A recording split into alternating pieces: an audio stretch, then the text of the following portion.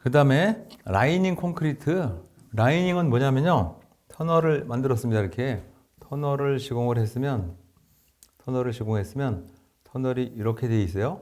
이렇게 돼 있는데 이게 어떻게 해서 상부에 지표면이 여기 이렇게 있고 부서지지 않느냐 하면 이만큼 콘크리트를 타설했습니다. 이렇게. 요거를 인버트 콘크리트 부르고요. 얘를 라이닝 이렇게 부릅니다. 라이닝 콘크리트 이렇게 부릅니다. 물론 라이닝 콘크리트를 타설하기 위해서는 여기에 내부에 철근이 다 들어가죠. 철근. 그죠? 철근이 들어가고 그다음에 상단에 락볼트라든지 기타 등등 지보공이 많이 있습니다. 그런데 어쨌든 라이닝 콘크리트의 기능 5가지. 당연히 구조체죠. 구조체, 그다음에 내압에 견뎌야 되고 미관 유지되고 그다음에 점검 및 보수 기능을 할 수 있고 단면의 폐압. 근데 이것도 마찬가지로 문제의 범위가 읽어보시면 뭐가 됐냐면 토목 시공돼 버렸습니다. 이거 그렇죠? 건설 분야 산업안전 지도사 아니고 토목 분야 돼 버렸죠. 그렇죠? 그러니까 저처럼 토목 시공 공부하시고 시험 보신 분들은 뭐 쉽게 쓸 수 있는데 산업안전 지도사를만 중점적으로 과목에 해당되는 합격할 요령으로 공부하신 분들한테는 좀 문제가 좀 약간 좀 벗어나는 얘기죠. 차라리 이렇게 해야 되죠. 터널 콘크리트, 라이닝 콘크리트 타설할 때 위험 요인 및 위험 요인을 발굴할 수 있는 잠재제는 무엇이고 이 잠재제를 해결할 수 있는 방안은 대책은 무엇이냐 이런 문제를 내야지 기능 5가지를 쓰세요 하면 이것은 출제가 좀 잘못됐다고 보는 거죠. 그렇죠? 네, 그래서 이 121에는 철저하게 출제하는 분들이 좀 이상한 분들이 출제를 했다라고 뭐 누가 봐도 이게 생각을 하게 되고요. GHS는 이겁니다. 제가 아까 설명드린 대로 이런 얘기인데 이런 얘기를 생뚱맞게 뭐 한 10년 전 얘기를 그때가 새로 발효된 법이 제정된 때거든요. 국제적으로 그걸 구성 요소를 이제 와서 문제를 내는 것도 좀 이상하고 그래서 해설 자체를 안 하겠습니다. 저는. 그다음에 트러스 기호의 종류 5가지 이것도 좀 이상하고 아무튼 다 이상합니다. 그 다음에 요거 붕괴 위험 방지를 위해서 조치할 사항. 자, 그래 근로자 위험 방지 뭐 읽어보시면 이건 이 정도는 시험 문제 내야 되겠죠, 그렇죠? 예. 근데 여기서 안전성 평가를 해야 되는 6가지 경우 요거는 좀 중요해요. 구조 변경을 무단으로 하지 않도록 하고 용도 변경을 하지 못하도록 하고 하중을 무단으로 옮기지 못하는 것이 붕괴 위험에 따른 안전성 평가를 해야 되는 경우죠. 그래서 구조 변경, 용도 변경, 하중 변경, 그다음에 기초 지방 굴착, 인접 지방 굴착 또는 항타 작업. 이것이 구조적으로 안전성을 저하하는 6가지 요인이죠. 그러면 얘는 해야 되죠. 왜냐하면 기술 지도를 나갔더니 옆에서 아니면 내가 이 공사 현장에서 하는 공사 행위가 옆에 있는 이미 사용 중인 시설에 영향을 줄 것이냐 안 줄 것인지를 판단하는 기준 6가지가 되기 때문에 이건 꼭 알아두셔야 되고요. 그 다음에 옹벽을 또 냈습니다. 아까는 기대기 옹벽을 내더니 같은 1년에 한 번씩밖에 안 보는데 또 문제를 냈어요. 보강토 옹벽을. 그렇죠. 참 이상하신 분들입니다. 내적 안정성, 눈에 보이지 않는 거, 유효높이, 피복. 유효높이는 철근이 부재가 만약에 이렇게 있다고 치면요. 철근이 이렇게 있을 거 아니에요? 그러면 여기서 피복 맨 상단부터 철근의 중앙선까지 가는 여기까지를 유효높이 이렇게 부릅니다. 유효높이, 피복 두께, 그다음에 콘크리트 자체의 유효높이, 피복 두께, 그리고 파단 방지, 그다음에 응력 이완에 대한 안전성. 보강토 옹벽을 잘 모르시는 분은 제가 설명해 놓은 그 옹벽 수업할 때 보강토 옹벽의 뭐 특징 및 뭐 거기에 파괴 유형 그런 것을 보강토 옹벽의 구조는 어떻고 반드시 보셔야 돼요. 옹벽에서는 제일 취약한 옹벽이 바로 보강토 옹벽입니다. 보강토 옹벽. 왜 그러냐면 보강토 옹벽은 보강토를 옹벽을 이렇게 만들었는데 말입니다. 옹벽을 이렇게 만들었어요. 시공을 이렇게 했는데 겉보기에는 예쁩니다. 이게 이렇게 예쁜데 캡블록으로 했고 단면을 하면 이렇고 밖에서 보면 이렇게 돼 있죠. 이렇게 돼 있겠죠, 그렇죠? 네, 이렇게 돼 있습니다. 밖에서 이렇게 돼 있는데 이제 그 전원주택 그런 걸 보면 이런 걸로 많이 해놨어요. 보기에는 좋습니다. 이게 이걸 보강통벽 하는데 얘는 어떻게 지지하고 있냐면요. 여기에 이 부분에 토목섬유라고 있어요. 지오그리드라는 토목섬유에 의해서 얘가 버티고 있는 거예요. 그래서 이 토목섬유라고 해서 뭐 대단한 섬유도 아니고 눈으로 보면 뭐 그 플라스틱 얇은 뭘까 플라스틱으로 만든 망사 정도 되는 그 섬유예요. 토목섬유라고 하는 게. 토목섬유가 이렇게 있는데 이 토목섬유가 쫙 깔아놨어요. 깔아놓은 걸 한번 이런 식으로 깔려 있습니다. 이렇게. 얘가 지탱하고 있는 거예요. 이걸 보강통벽이라고 부르거든요. 보강통벽은 취약한 점이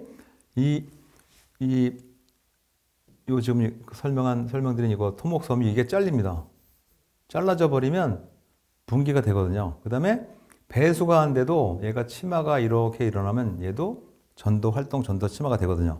그래서 보강통벽이 가장 취약한 구조의 옹벽이라고 볼 수 있어요. 근데 그런데도 왜 이걸 많이 하냐면 공사가 쉽고 비용이 절약되고 뭐 그다음에 눈으로 보기에 좋고 즉 눈속임하기에 좋고 그다음에 전원주택 같은 거 지으면 잘 모르는 분들이 올 테니까 특히 전원주택 살 때 거기에 거주할 그 아주머니께서 보면 와 멋있다 이렇게 하거든요. 그런데 보강통벽은 취약점이 바로 뭐냐면 배수가 잘 되도록 해야 돼요. 여기 배수가 잘 되도록 하고 빗물이 내린다면 이렇게 비가 침투되지 않도록 표면에 처리를 해야 돼요. 비가 침투되지 않도록. 그런데 어떻게 하냐면 실제 보강통벽을 시공한 현장에 가보면 이만큼 해가지고 여기다가 텃밭, 배추 기릅니다. 배추, 상추, 뭐 고추 기르고 있어요. 절대 하면 안 되는 일입니다. 이것은 보강통벽이 붕괴를 어서 빨리 붕괴해 주세요라고 아주 뭐 기도하는 거하고 똑같아요. 참고로 그래서 이 내용이 동영상에 있으니까 한번 보시고 외적 안전성, 눈에 보이지 않는 안전성 검토 요인 5가지가 되겠습니다. 그 다음 노상 성토 접시. 도로공사를 하면 노체가 있고요. 노상이 있고 그 다음에 콘크리트인 경우에는 뭐 분리막도 있고 있는데 이런 정도의 노상 성토 작업 시 안전 상태를 확인하면 다중도 판정 방법. 요거는 말입니다. 이 문제도 토목시공 기술사 공부를 정도 하신 분들은 쓸 수 있는 얘기지만 이걸 산업안전지도사에 이런 문제 내면 안 됩니다. 이거 제가 오늘 계속 풀이하면서 이런 문제 내면 안 됩니다라고만 강조하는 것이 이걸 설명하기에는 토목시공이 돼야 돼요. 시간이 무의미한 시간이 가버리기 때문에 이거 생략합니다. 이건. 네, 다시는 이런 문제가 나오지 말아야 될 것이고 그 다음에 이런 문제를 출제하는 사람들 자기가 뭐 많이 아는 것처럼 착각을 해서 냈는지는 모르지만 시험 종류가 다르다는 것을 제가 한번 강조드리고 싶고 얘는 해야 돼요. 건설기술진흥법의 총괄안전계획서의 수립사항에서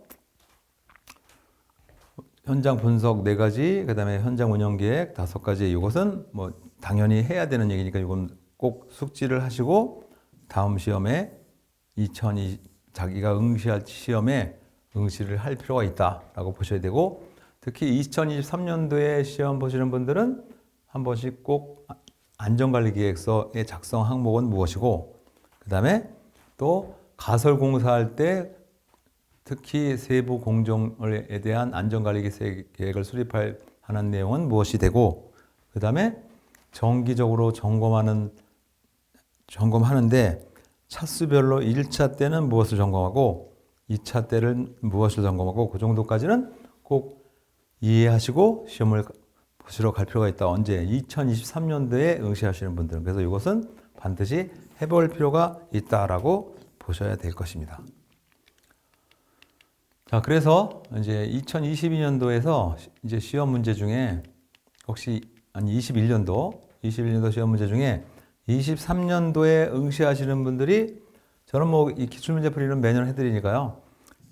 요걸 참고로 해서 지도사 시험은 기출문제에서 출제되는 경우가 거의 많지 않습니다. 많지 않지만 혹시 23년도 시험할 때 참고로 해서 이건 꼭 다시 봐야 될 건 무엇입니까? 라고 생각한다면 얘는 한번 해봐야 되고요. 해봐야 되고 그 다음에 얘 해봐야 되고 건설기술진흥법은 해보시는 게 좋고요.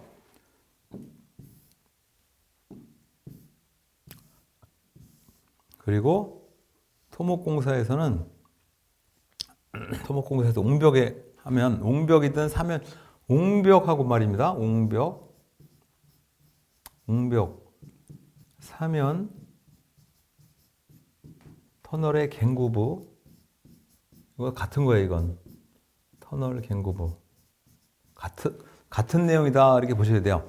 옹벽의 붕괴를 유발하는 내적 외적 요인하고 사면의 붕괴를 유발하는 내적 외적 요인하고 또는 터널 갱구부의 붕괴를 유발하는 내적 외적 요인은 다 같은 거예요. 이건 같은 것으로 이해를 왜 그러냐면 옹벽은 이것이고 옹벽이 붕괴되도록 유발하는 것은 사면의 상태이고 그 다음에 갱구부는 터널이 이렇게 있으면 터널이 이렇게 있단 말이에요. 터널이 있으면 터널 맨 앞에 문이 바로 옹벽을 만들어 놓은 거예요. 여기에 터널은 이렇게 돼 있겠죠. 그죠? 다시 하면 산이 이렇게 있고 앞에 문을 세웠어요.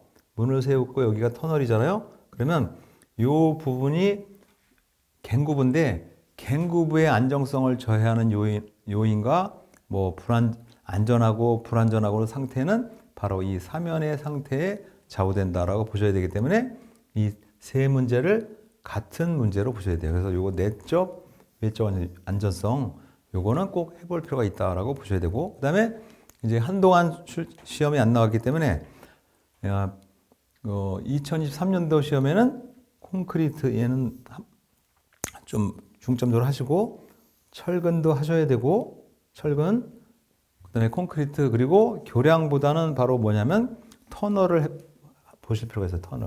터널인데 터널을 시공하는 순서는 어떻고 그런 거 하는 것이 아니고 터널 시공 현장에서의 유해 위험 요인은 무엇이고 유해 요인 요소를 저감시키기 위해서는 어떤 조치를 해야 되고 그러면 터널 공사할 때는 발생되는 재해 위험은 뭡니까? 뭐라고 보시는 거예요? 한번 질문을 해보면 그럼 뭐 붕괴 그렇게 하는 거 아닙니까? 붕괴 그런 거 예를 들어서 콘크리트에서 발생되는 문제점은 대부분 많은 분들이 균열 이렇게 하시는데 균열을 맨 앞에 생각해 보면 그 다음에는 뭐 할 게 없잖아요, 그죠? 그러니까 그건 최종적으로 하시는 거고 터널에 뭐 낙석 그런 거 하지 마시고 터널에서는 발생되는 재해 위험은 뭐가 제일 많을 것 같아요? 터널에서는 바로 뭐냐면 터널 공사할 때 발생되는 재해 위험은 추락재해입니다.